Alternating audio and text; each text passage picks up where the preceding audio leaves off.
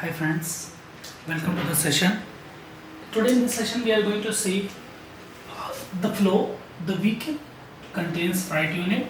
Freight unit contains package. Package means this is the package, okay. Pallets on top of we have the complete package, and package contains the product inside it, okay. So package means we have the pallets. So this is the flow when we talk about the SAP TM and EWM integration process, okay, integration process. So here we can see actually this is the truck, okay. This is we have transportable unit, okay. So what the transportable unit holds inside the vehicle means transportable unit, okay. What it holds? Freight unit. Those are the freight units, and freight unit holds package.